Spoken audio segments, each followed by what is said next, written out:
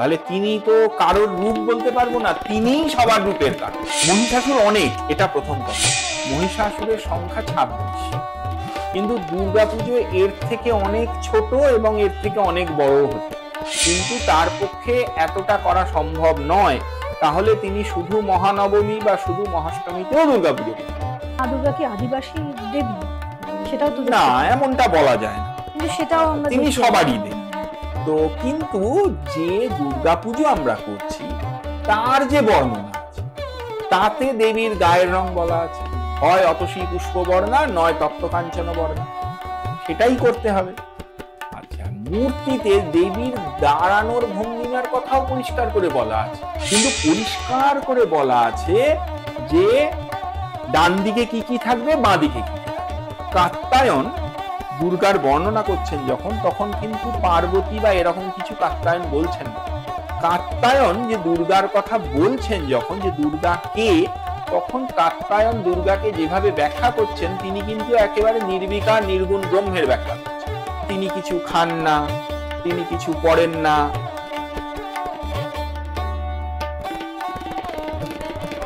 নমস্কার। ঢাকে কাঠি পড়ে গেছে আর দুর্গাপুজোর কাউন্টডাউনও শুরু হয়ে গেছে, কিন্তু দুর্গাপুজো সম্পর্কে আমার এই মাইথোলজি চ্যানেলে একটার পর একটা এপিসোড আমি আনছি শুধুমাত্র এই জন্যেই, যাতে আপনারা দুর্গাপুজো সম্পর্কে জানতে পারেন। আচ্ছা, দুর্গাপুজো কি, কে শুরু করেছিলেন দুর্গাপুজো? দুর্গাপুজোর ইতিহাস সম্পর্কে আমরা টুকরো টাকরা বাঙালিরা অনেকটাই জেনে গেছি। এটা অকাল বোধন, শরৎকালে শ্রীরামচন্দ্র দুর্গাপুজো মাকে অকাল বোধন করে নিয়ে এসেছিলেন, তারপর থেকে আমরা পুজো করছি। কিন্তু দুর্গাপুজো কত রকমের, হ্যাঁ কত রকমের, ঠিকই শুনছেন আপনারা, অনেক রকমের হতে পারে। তো এই সমস্ত বিষয় নিয়ে দুর্গাপুজোর খানিকটা ইতিহাস আমরা যদি জানি তাহলে মন্দ নয়।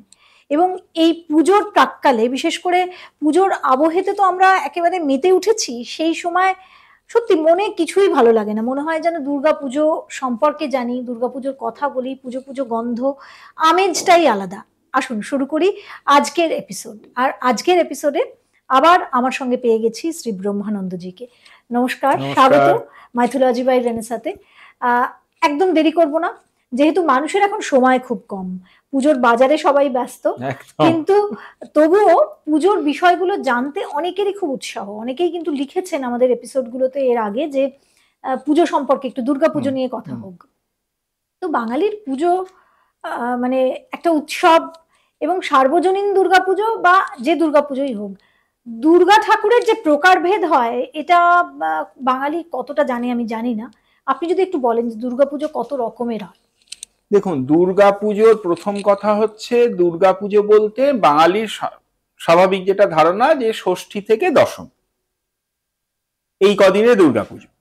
কিন্তু দুর্গাপুজো এর থেকে অনেক ছোট এবং এর থেকে অনেক বড় হতে পারে। ষষ্ঠী থেকে যে পুজো হচ্ছে এটা ছাড়াও তার মহালয়া, যে আমরা জানি মহালয়ার পরের দিন থেকে একদম অফিসিয়ালি দুর্গাপুজো শুরু হতে পারে, তাকে প্রতিপদাদি কল্পারম্ভ হতে পারে। তারও 6 দিন আগে হতে পারে, সেটা হলে কৃষ্ণপক্ষের নবমী থেকে শুক্লপক্ষের নবমী, যেটাকে আমরা মহানবমী বলছি, সেই পর্যন্ত 15 দিনের দুর্গাপুজো হতে পারে। দুর্গাপুজো শুধু অষ্টমীতে হতে পারে, শুধু অষ্টমী। দুর্গাপুজো অষ্টমী নবমী মিলিয়ে হতে পারে, দুর্গাপুজো শুধু নবমীতে হতে পারে। তো এরকম নানা ভাবে কিন্তু দুর্গাপুজো হতে পারে। এইটা অবশ্যই নির্ভর করবে যে আয়োজকের সাধ্যের উপরে। দুর্গাপুজো মানেই যে ষষ্ঠী থেকেই দুর্গাপুজো করতে হবেই তাকে, এমনও কিন্তু কোনো গ্যারান্টি নেই। কারণ যদি কোনো ব্যক্তির, কোনো ভক্তের মনে এরম ইচ্ছে থাকে যে তিনি দুর্গাপূজা করবেন, কিন্তু তার পক্ষে এতটা করা সম্ভব নয়, তাহলে তিনি শুধু মহানবমী বা শুধু মহাষ্টমীতেও দুর্গাপুজো করতে পারেন। আচ্ছা, করতেই পারেন, তার শাস্ত্রীয় বিধি ব্যবস্থা আছে, করতে পারেন, তাতে কোনো অসুবিধা নেই।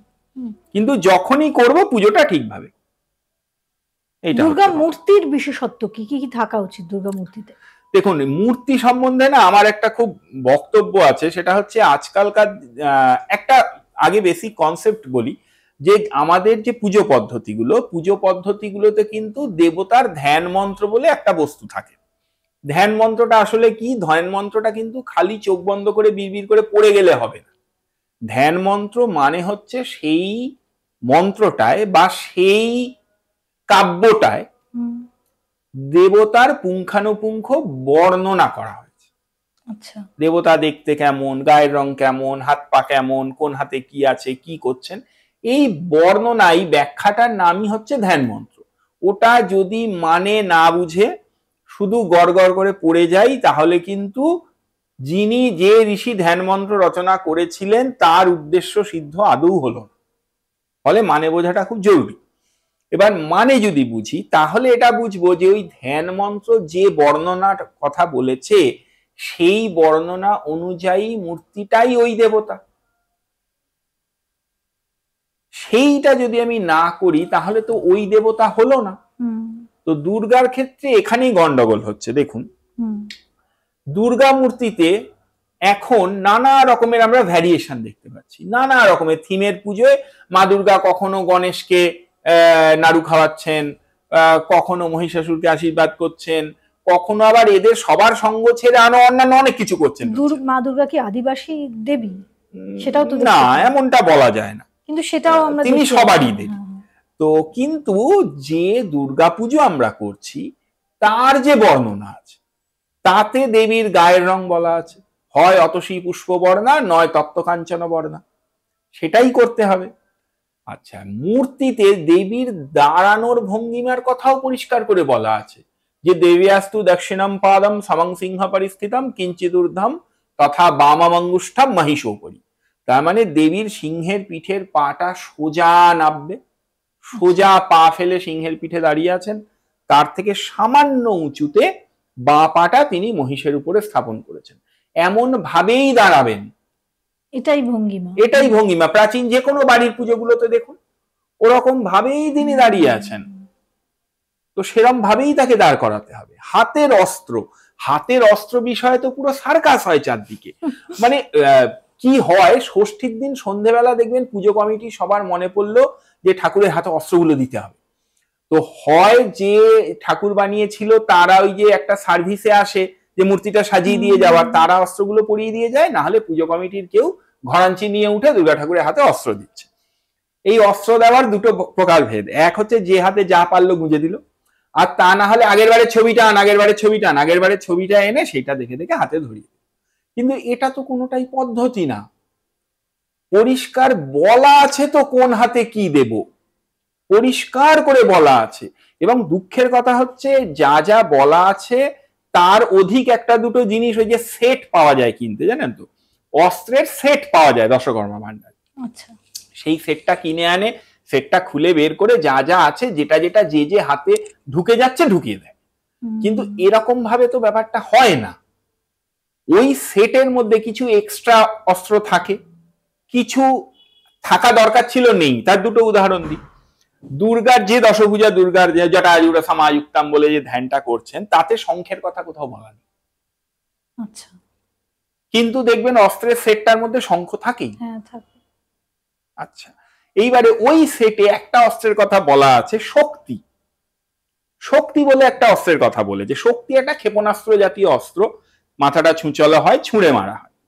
এবার এই যে শক্তি, এই শক্তি অস্ত্রটা কিন্তু এই অস্ত্রের সেটের মধ্যে থাকেই না। এবার তার বদলে লোকে গদা গুঁজে দিচ্ছে। প্রথম কথা হচ্ছে লোকে তো জানেই না কি থাকবে, লোকে দেখেছে ওই অস্ত্রের সেটে গদা আছে, গদা গুঁজে দিয়েছে। কিন্তু পরিষ্কার করে বলা আছে যে ডান দিকে কি কি থাকবে, বাঁ দিকে কি কি থাকবে। ডান দিকে ত্রিশূল মুখ্য থাকবে, তারপরে খড়গম চক্রম ক্রমাদদ তীক্ষ্ণবাণম তথা শক্তি, অর্থাৎ খড়গ, তারপরের হাতে চক্র, তারপরের হাতে বাণ, তারপরের হাতে মানে পঞ্চম হাতে শক্তি। আর ওদিকে খেটাকাম পূর্ণ চাপঞ্চ পাশমাঙ্কুশম এবাচা ঘণ্টাম বা পরশুম্বা, এই কটাই থাকতে হবে। এটাই সিস্টেম। সেগুলো ঠিকঠাক নেই, তাহলে এইগুলো সম্বন্ধে দায়িত্ব কার? দেখুন, পুজো কমিটির লোকেরা জানবেন এমনটা তো আশা করতে পারি না। তাহলে যিনি পূজক তার উচিত এইটা পুজো কমিটির লোককে বুঝিয়ে দেওয়া, এটা দরকার, করা উচিত। অস্ত্র সংস্থান ভুল হয়ে গেলেও তো ধ্যান মন্ত্র মিলল না, তাহলে তো দেবীর সেই রূপ থাকলো না। তো এই বিষয়গুলোতে ভীষণ ভাবে আমাদের নজর দেওয়া উচিত। এই বিষয়গুলো আমাদেরকে বুঝতেই হবে, বুঝে তবেই আমি কিন্তু দুর্গাপূজার ফল পাব। এবার এই গেল দশভুজা মূর্তি। এবার দেখুন দুর্গার কিন্তু যদি আমরা আরো পুরনো দিক পেছনে চলে যাই, তাহলে কালিকা পুরাণ কিংবা মহাকাল সংহিতা এই জায়গাগুলোতে আরো অনেক রকমের দুর্গা মূর্তির কথাও বলা আছে। এই যে কৃষ্ণা নবমেয়াদী কল্পারম্ভ হচ্ছে, সেখানে মহাকাল সংহিতা কিন্তু আরেক রকমের মূর্তির কথাও বলেছে, সেটা হচ্ছে উগ্রচণ্ডা মূর্তি। উগ্রচণ্ডা মূর্তি যদি দুর্গার হয়, সেই দুর্গা দেখতেই অন্যরকম হবে। তিনি মহিষাসুর বধই করছেন, কিন্তু তার গায়ের রং কালো হয়ে যাবে তখন। তার বড় বড় দাঁত হবে, গলায় মুন্ডমালা হবে, 18টা হাত হবে, 18টা হাত হবে, তবে তিনি উগ্রচণ্ডা দুর্গা হবেন। এমন মূর্তির কথা আছে, আছে যখন তাহলে মানতে হবে যে আছে, ওরম দুর্গা হয়। এই যে প্রতিপদাদি কল্প একে কিছু কিছু জায়গায় ভদ্রকালী কল্প বলেছে। এবার ভদ্রকালী বলে একটি দুর্গা মূর্তির বর্ণনা আছে, যে তিনি নীল রঙের হবেন, তার 16টা হাত হবে, তিনি অর্ধ সৌম্য অর্ধ উগ্র হবেন, এরকম কথা বলা আছে। আছে যখন তাহলে ওটাও তার মানে হয়। কাত্যায়নী মূর্তি যেটা আমরা পুজো করছি, এটা সৌম্য মূর্তি হবে, উজ্জ্বল গৌরবর্ণা হবেন, দশভুজা হবেন, যেটা আমরা দেখে অভ্যস্ত। আচ্ছা, এবার দেখুন দুর্গা পূজা করতে গেলেই সবাই চণ্ডী পাঠ করছেন।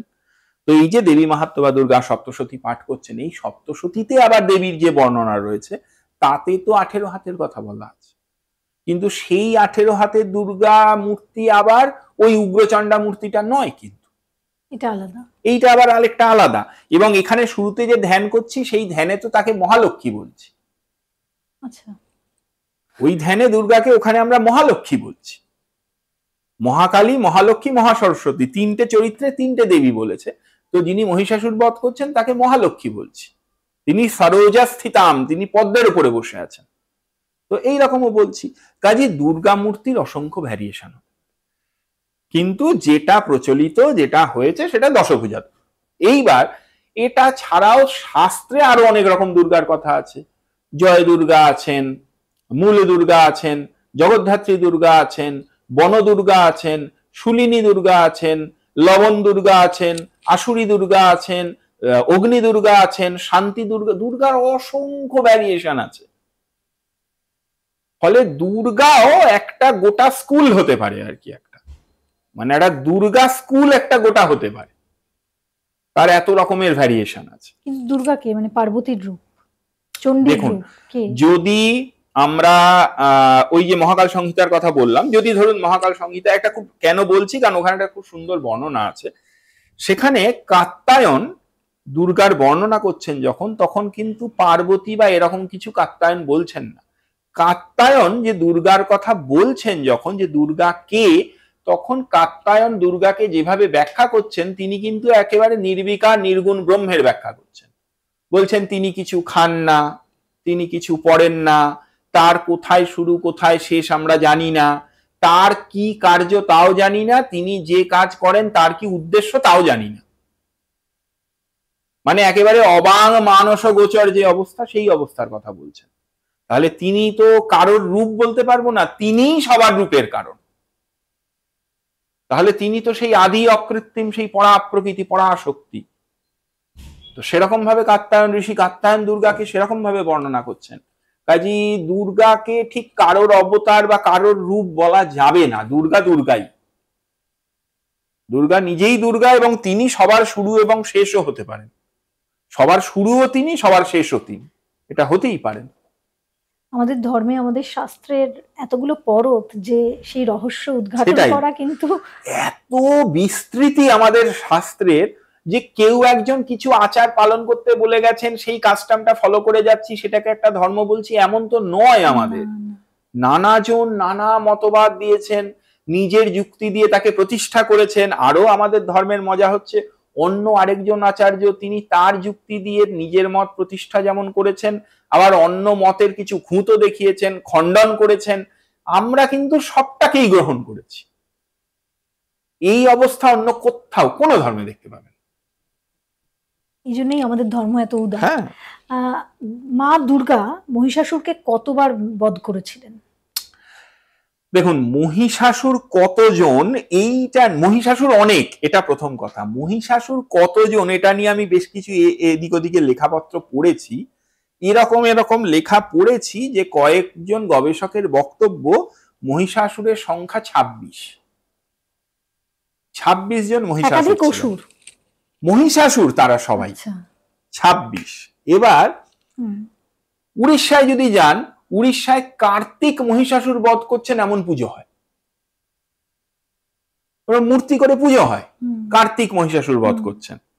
শিব মহিষাসুর বধ করছেন এমন কাহিনী আছে। আচ্ছা, এবার দুর্গায় আসি, আমরা দুর্গায় অভ্যস্ত।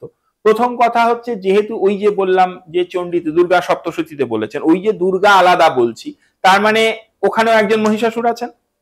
আচ্ছা, এই যে উগ্রচণ্ডা ভদ্রকালী কাত্যায়নী বলছি, এখানে কিন্তু পরিষ্কার বলছে এটা মহিষাসুরের 3টে জন্ম। রম্ভকল্পে একবার জন্মেছেন, নীল লোহিত কল্পে একবার জন্মেছেন, শ্বেতবারাহ কল্পে একবার জন্মেছেন, 3বার জন্মেছেন।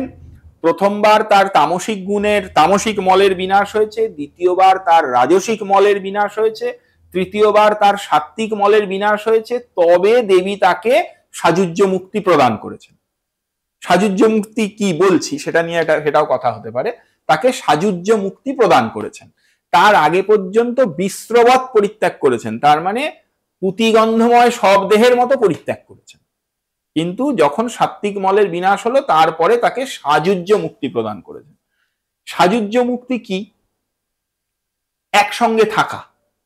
আপনি ভাবুন, কবে দুর্গা মহিষাসুর বধ করেছেন তার কোনো হিসেব নেই আমাদের কাছে। আজ পর্যন্ত দুর্গা মূর্তিতে আমরা মহিষাসুরের মূর্তি গড়ি, আমার সঙ্গে পুজো হয় তো তার। এটা সম্বন্ধেও লোকের খুব কনফিউশন আছে। ওই যে বরণ করতে গিয়ে বাচ্চারা খুব কনফিউজড হয়ে যায়, মহিষাসুর কি ঠাকুর, প্রণাম করব কি করব। এবং সত্যি কথা বলতে আপনি বললেন বলে, আমরা যখন মাকে সিঁদুর দান করি সেই সময়, এটা বরণ করি না কি বলি, ওটা বরণ করি বিদায়ের সময়, বিদায় বেলায়, তখন কিন্তু মহিষাসুরকেও আমরা মিষ্টি বা না, মহিষাসুরের তখন কিন্তু খুব দুরবস্থা হয়। মহিষাসুরের নাকে মুখে যেখানে যে পারে যতটা পারে সন্দেশ মুছে দেয়। হ্যাঁ, এইটা কিন্তু ঠিক মহিষাসুরকে কিন্তু খুব একটা হতচ্ছেদা করার মতো করা হয়, কিন্তু দেয়। কিন্তু যদি একটু শাস্ত্রীয় দৃষ্টিতে ভাবি, তাহলে আমাদের ধর্মে এরম কথাও আছে যে মহিষাসুর শিবাংশ, মহিষাসুরের মধ্যে মহাদেবের অংশ আছে। মহিষাসুর মহাদেবের অংশাবতার। এই শুনলে আবার লোকে ভাববে মহিষাসুর তাহলে শিব ঠাকুর। মহিষাসুর শিব নন, কিন্তু তাহলে তো তাকে আমি ভৈরব ভেবে ফেলতাম। কিন্তু মহিষাসুর অংশাবতার, এমন কথা আছে। তার মানে মহিষাসুরকে কি আমরা প্রণাম করব? অবশ্যই মহিষাসুরকে প্রণাম করব। মহিষাসুরের পুজো হয়, মহিষাসুরের ধ্যান মন্ত্র আছে, প্রণাম মন্ত্র আছে, মহিষাসুরের পুজো হয়। মহিষাসুরকে প্রণাম কেন করব না? অবশ্যই করব। ভগবতী তাকে সাযুজ্য মুক্তি প্রদান করেছেন এবং বর প্রদান করেছেন যে তুমি যজ্ঞভাগ পেলে না, ইন্দ্রের মতো যজ্ঞভাগ পেলে না, ইন্দ্রাদি দেবতাদের মতো, কিন্তু যতদিন আমার পুজো হবে ততদিন তুমিও পুজো পাবে সঙ্গে। তাকে পুজো না করলে তো দেবী বাক্য অবমাননা করা হলো, পুজো তো করতেই হবে। আপনার কথা মতো তার মানে সিংহটি, সেটিও ভগবান। অবশ্যই সিংহ বিষ্ণু তো, সিংহস্তম হরি রূপসী বলছে, সিংহ বিষ্ণু তো। ভগবতীর যে মহাভার, প্রথম কথা, তিনি তো সাধারণ একজন কোনো ভদ্রমহিলা নন, তো তার যে মহাভার, সেই ভার বহন করতে পারেন শুধুই ব্রহ্মা বিষ্ণু মহেশ, অন্য কেউ নয়। সেই জন্যেই বিষ্ণুর অংশাবতারে সিংহ, মহাদেবের অংশাবতারে মহিষাসুর, এবং তলায় যে পদ্মটি থাকার কথা সেটি ব্রহ্মা স্বরূপ যদি আমরা কল্পনা করি, তাহলে ওইখানেই ব্রহ্মা বিষ্ণু মহেশ একত্রেই তার ভার বহন করছে। তা না হলে তাকে ধরে রাখার ক্ষমতা পৃথিবীর নেই।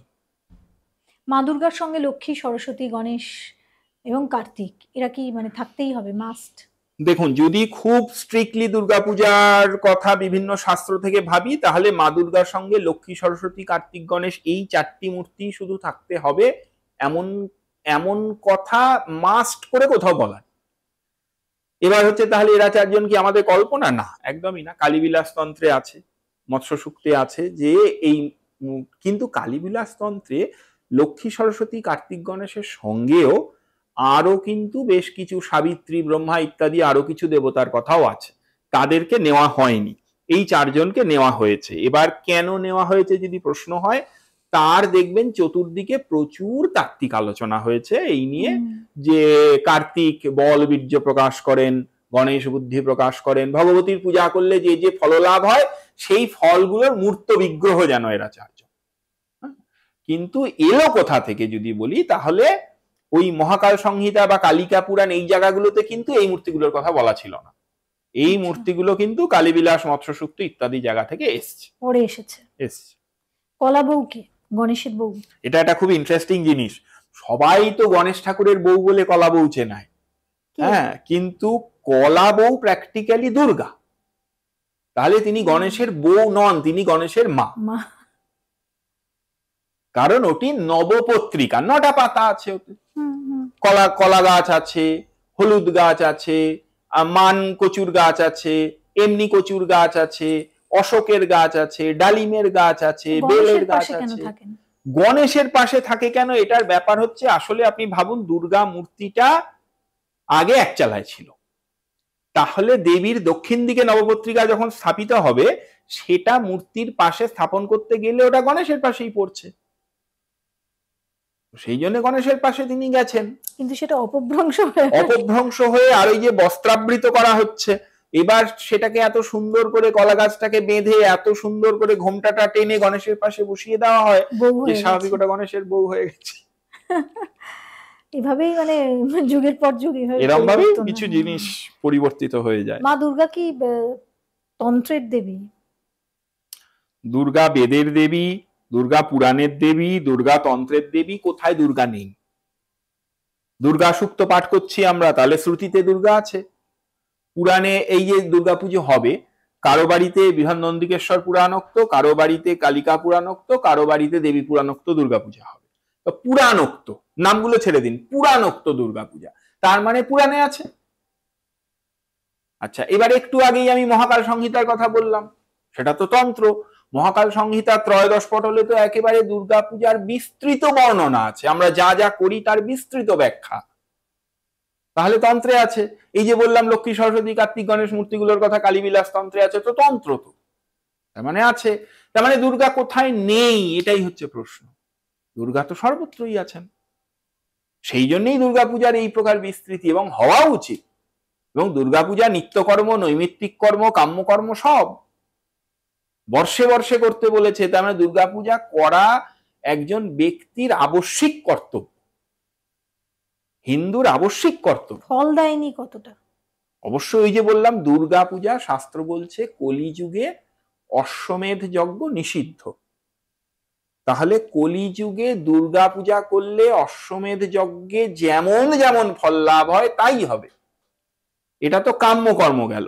আর তার উপর ওই যে ঋষি কাত্যায়নের কথা যদি ভাবি, তাহলে তার পূজা করলে তো মহিষাসুর সাযুজ্য মুক্তি পেয়ে গেলেন। তাহলে আমি যদি তার সেরম ভক্ত হতে পারি, তাহলে আমিও তো মুক্তি পাবো। জীবের আলটিমেট লক্ষ্যই তো তাই।